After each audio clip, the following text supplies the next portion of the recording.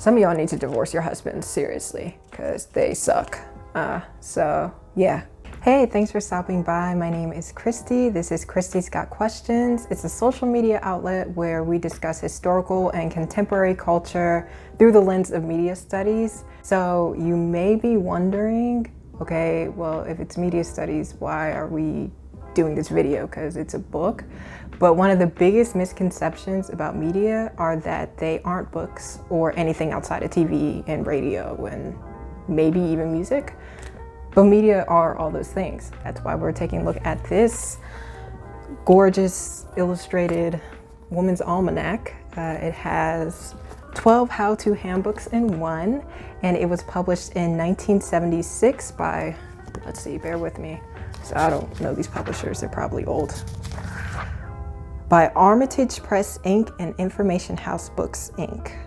And it's a first edition. So yeah, I don't know if this is a first edition of 1976, if they did this every year or if this is just a one-time thing. But I picked it up at a used bookstore somewhere. Honestly, y'all, I don't remember where I got this, but I found it in my childhood home. So we're gonna be taking a look at this and seeing what it kind of helps us do, because there's a lot of different things in here that I think could be really useful. We're also going to compare it to how we view things now. I think it'd be an interesting comparison to see things that people were thinking about 45 years ago? 45 years ago, yeah. I sectioned off each section of, they're stuck, each different handbook. So there's 12 different sections, and that's why these sticky notes are here. So what I'm gonna do is just go through each section and kind of randomly pick a picture or a article or something like that that I think is interesting, and we're just gonna talk about that because every section seemed interesting, so I couldn't decide one from each section. So that's how we're gonna do it. So we'll see how it goes. The first section is called the Health Advisor, so I'm just gonna flip through these pages. Y'all, this book smells very old.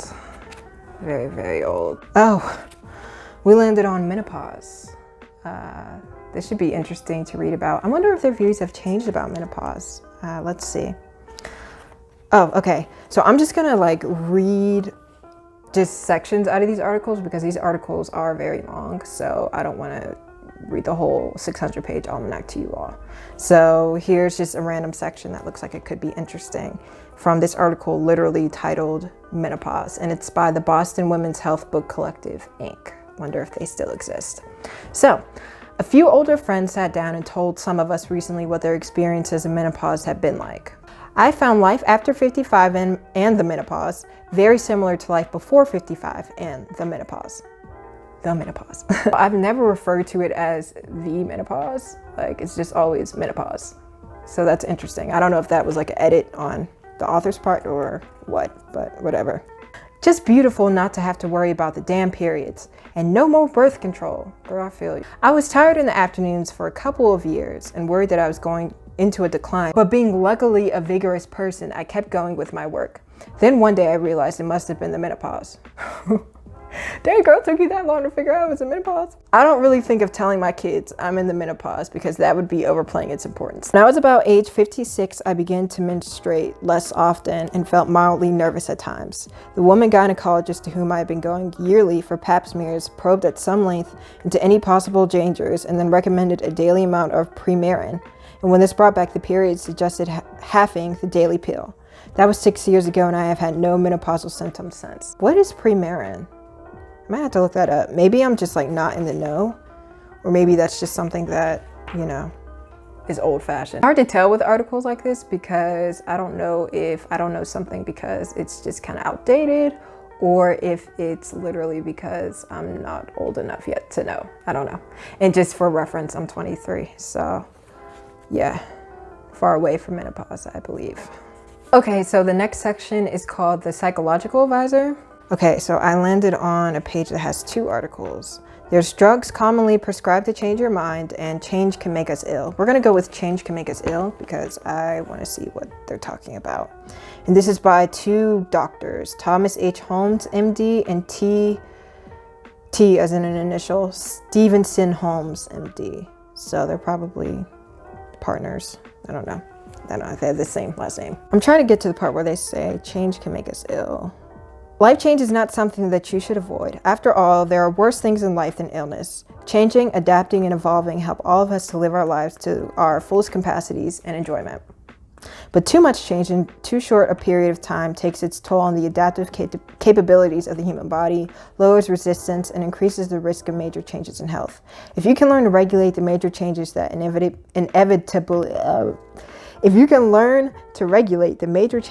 inevitably affect you, you may yet be able to diffuse their consequences. All right. I don't know.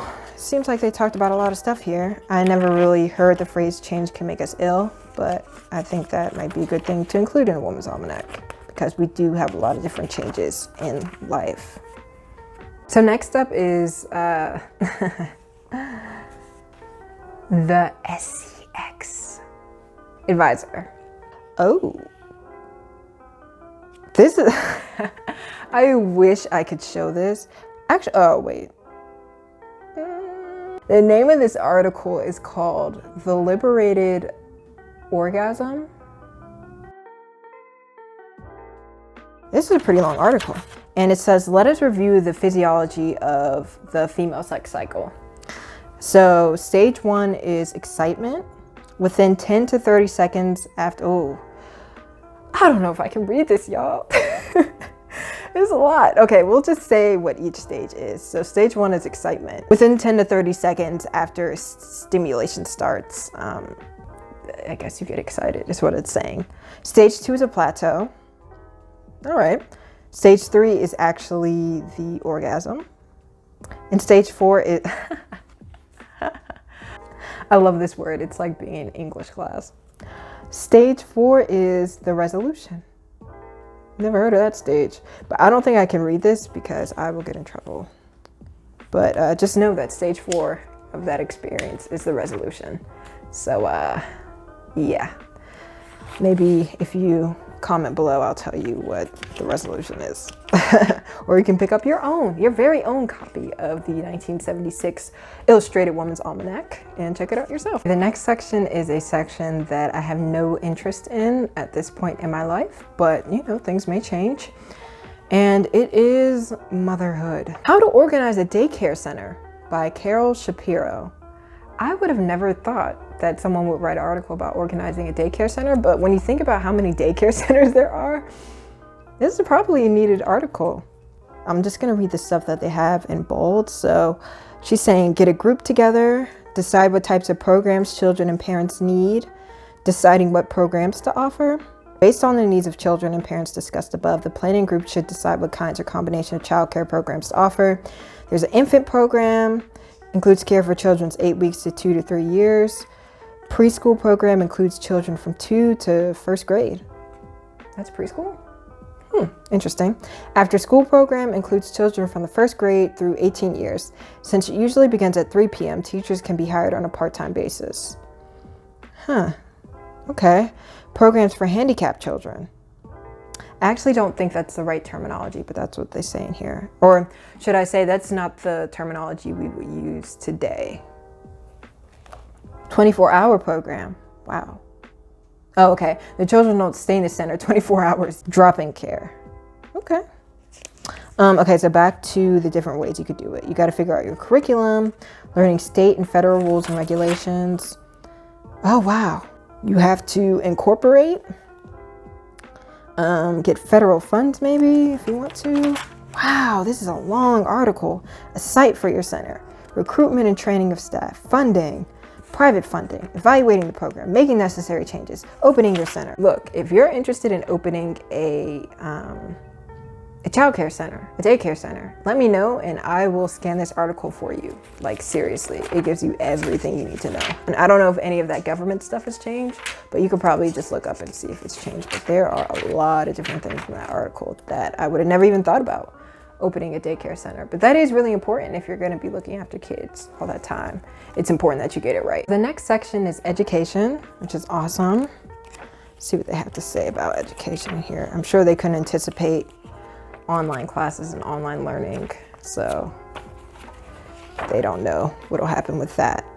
Oh, women in fellowships. Wow, okay, this is cool. No matter what field of study you may take up, there is a fellowship, probably a series of them, specifically designed to broaden your base of experience. Fellowships may count very heavily in an evaluation of your educational background, besides providing financial support for studies or research. And this is, oh, by the way, this is by Women's Equity Action League. So I kind of want to see, they're telling you all the different things that you have to consider when you're filling out a fellowship application. But I kind of want to see where they say how you can find a fellowship, what you would have to do in 1976. Oh, I think you're right. Okay, so I'm just going to pick a hypothetical thing that they're saying here. They're saying, finally, let's say your mathematical research is of potential value to NASA's space program. They offer a series of postdoctoral and resident fellowships for experimental and theoretical research projects in the physical, mathematical, life, space, or engineering sciences that relate to their goals. For a number of reasons, one of them is having to do with the way NASA deals with women in professional positions. Ruth Bates Harris, a civil rights coordinator there, resigned in protest at this treatment. Women rarely rate the fellowships. So in 1968, there were 111 total recipients of fellowships, I believe, at NASA. I think that's what they're saying here. And then the number of women were 3 out of that 111. In 1969, it was 143 total and 2 women. In 1970, it was 117 total and 3 women. And in 1971, it was 133 total and 5 women. That's crazy that the year that there were the most total recipients, the number of women were the least. Very strange how that worked out. Hopefully now there's more recipients and at least half of them are women. I would hope. Maybe even more to be equitable. So yeah, very interesting stats there. The next section is something we all love to hate. Working. Ugh. Ooh, the politics of housework. Liberated women, very different from women's liberation. The first signals all kinds of goodies to warm the hearts, not to mention other parts of the most radical men. The other signals housework. The first brings sex without marriage, sex before marriage, cozy housekeeping arrangements. Then it has in quotes, you see, I'm living with this chick. Like, I guess a guy would say that. And the self-content of knowing that you're not the kind of man who wants a doormat instead of a woman. That will come later. After all, who wants that old commodity anywhere? The standard American housewife, all husband, home, and kids. The new commodity, the liberated woman, has sex a lot and has a career, preferably something that can be fitted in with the household chores like dancing, pottery, or painting. Oof. She is laying it all out there. This is by Pat Mainader. It looks like an Italian last name. Mainardi.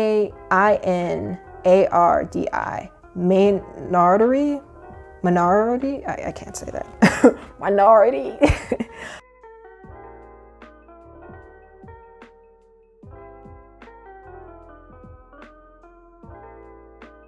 The next section feels like the thickest out of all of them so far, which I think is actually pretty cool because it's your own business. Hey everyone, so I actually made a mistake. This section is actually in a section called the Money Manager, which is the 8th section, as you can see. I was supposed to do your own business, which I believe is here. And there's some really cool articles in your own business, planning your business, stuff like that. But honestly, like that motherhood section probably took care of your own business. Investment know-how. Okay. Oh, on the second page, they have choosing a stockbroker. I don't even know what a stockbroker is, honestly. A victory in the battle for higher wage and property and access to bank loans will be a hollow one if women continue to consider themselves incapable of intelligent money management. I know that's right. In an artificial division in which the man, whether husband or financial advisor, makes the investment decisions while the woman spends the allowance, is crippling for women and an unfair burden for men. In reality, neither men nor women bring sex-linked inadequacies or talents to money management. Some individuals are simply more gifted at it than others. So back in the day, I really thought that women kind of had control of the finances. But now that I'm thinking about it, that probably wouldn't have been smart on the men's part, because then they wouldn't have as much control. I thought the men made the money and then the women just kind of controlled everything, but it seems like maybe that wasn't the case. Probably in Black and other marginalized groups, households, it was probably the case where women were trying to control as much money as they could, just because we really did it all then. And we still be doing it all now, but we really did it all then. So maybe I'm just thinking from that perspective, but yeah, I definitely agree with that first paragraph. You don't know more about money because you're a man. And you don't want to just spend money on frivolous things because you're a woman. So that's cool. Okay, so I'm gonna read this paragraph. It's a little long, but we'll see where it takes us. Because of the roles women have traditionally played, we have experience and skills we can draw on to help us become competent investors of our money. As prime consumers, women have a potential awareness of possible investments. We are usually dealing with products and services, measuring price against value. From here, it is a matter of vision and imagination. One must not be limited to viewing Tampax, for example, as merely Tampax. And if y'all don't know what Tampax is, that's a brand of tampons. If 3 years ago you bought stock in Tampax, you would have more than doubled your money by now. If your vision of Sony television went beyond the late night movies, the stock you bought in Sony Corporation 2 years ago would by now have more than tripled in price. But product knowledge is only a beginning. In itself, it is far from sufficient for making investment decisions. So it looks like she's also saying that you have to weigh the risk and look at different lists on the stock exchange. And wow, this is a very in-depth article. I think it even talks about stocks and bonds, unless it's a separate thing. Wow, this is really great. Like, if you wanted to invest, this would be really great knowledge. And I'm sure it's still, I'm seeing terms now that we still see. I don't think the stock exchange has changed that much in the past 45 years. It's still a bunch of bogus, mostly men, in investment, yelling at each other and watching stocks go up and down. So I'm sure this is knowledge that could still be applied. The legal advisor. Some practical answers about divorce. Okay, I'm gonna read some of these. If your husband mistreats you physically or threatens to harm you, can you do anything? Answer is definitely. Your lawyer can go to court immediately and get a court order forbidding your husband to do these things. If your husband persists, he can be thrown into jail for disobeying the court order. If you have the feeling that your husband is all powerful, just remember that he is not. In this situation, the law will be on your side. Hopefully. I feel like there's a lot of different situations where the law isn't on women's side, though. Is a woman entitled to child support payments? Of course, if she has custody of the children. Again, women should not hesitate to ask that the husband contribute his fair share. Recent studies have shown that women usually contribute a greater share of child support costs than do their husbands. And you know what's crazy? Men still want to do like the bare minimum for us when, well, according to this in 1976, it looks like women were still contributing the most to child support payments and things like that. And we still make less pay than men. It's wild. Should the woman ever pay alimony? Yes, if she has the greater wage earning capacity, and if the husband is taking and will continue to take the primary burden of rearing the children. If the partners are equal in both respects, presumably neither should pay alimony, and each should pay an equal proportion of the child support costs. One man's eye view of alimony. This is from the Newark Public Library. Y'all see that? Oh, and this article is by a Susan Ross. It's important to know because some of y'all need to divorce your husbands seriously because they suck. So yeah, I'm glad you got some answers. And I'm sure some of them are the same, but I feel like they're kind of giving guys a little bit of leeway in here because there may be some situations that are harder to get out of than they may be suggesting. I don't know. And it was probably even harder back then, honestly. So the next section is politics and the community. Wow, okay, what is this about? An Insider's Guide for the Politically Innocent. And this is by Mary Ann Guitar. Huh, all right. And it says at the top, Mary Ann Guitar was the first woman elected to the Reading, Connecticut Board of Selectmen. That's an editor's note. I don't know what that means. This is probably like a good article to read in full. Okay, just from scanning, it looks like, so she ran for this office and she said she knew next to nothing about politics, but when she got there, the people didn't know what they were doing. Like, and that it's entirely possible to make a change if you really focus and you know what you're doing, which, yeah, that's great advice. And I'm flipping through this. And so there's a little sidebar article and it's titled, "You Can Do It." So that probably kind of supports what this lady was saying as well. Oh, she's saying that she told somebody that she thought some causes were hopeless, but I'm sure she was able to get it done. And I think she's explaining how some of the processes work in here as well, like a caucus and a primary and things like that. That's pretty dope. So this seems like a personal kind of story narrative to kind of encourage women to get politically involved if they feel called to do that. And I think that's really positive.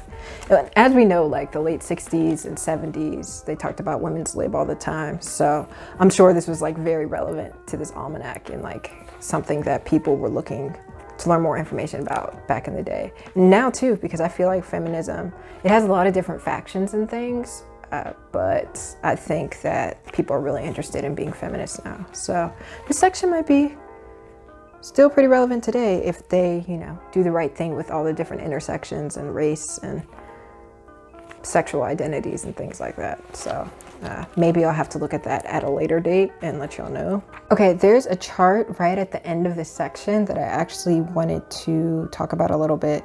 It's called The State of Womanhood and it's by the UN Development Program. So, oh, and of course they separate the chart by more developed areas and less developed areas, which why they had to do that. But they talk about different levels of education. I guess this is for 1976.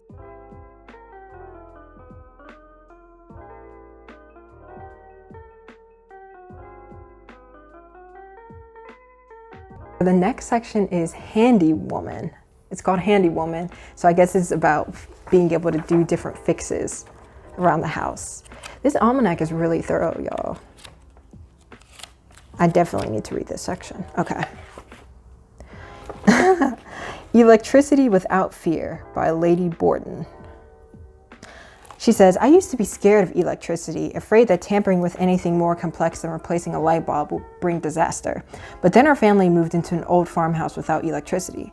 Since the cost of paying an electrician to wire the house was prohibitive, we decided to do it ourselves. We spent several hours with our noses in a guide to household wiring, planned our own electrical system, bought supplies, and started. It was easier than I had thought possible." That's pretty dope.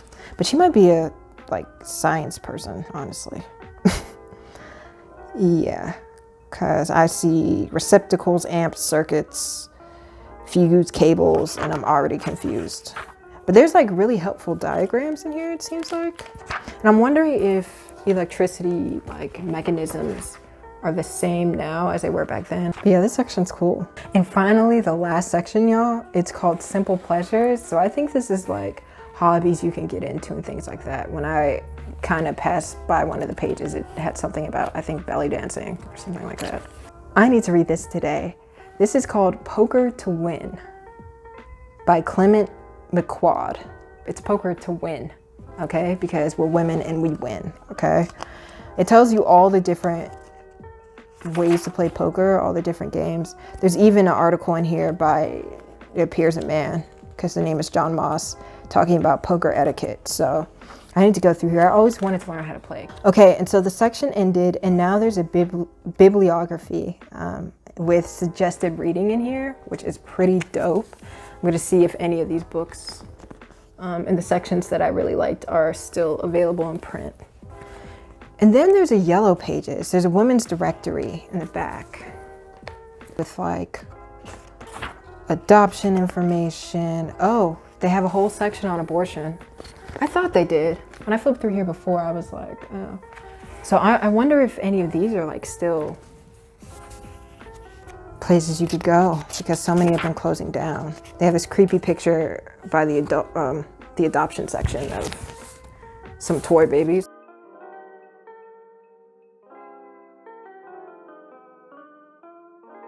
yeah, they have a handy woman employment rights, very cool, politics, pregnancy and childbirth. And it literally is like an index. They even have a section on women's studies to close it off. So that was the 600-page almanac. So that's it, y'all. Thank you for spending this time with me and going through this woman's almanac. I hope you took something away from it, got some new information. And if you're interested in any of the articles that I read, let me know and I can maybe upload them to Instagram or something like that, or put them in a Google Drive and send the link to you all. Follow me on Instagram at Christi's Got Questions, and definitely subscribe if you like this video to the YouTube channel. Thank you, and remember to stay curious. Have a good one.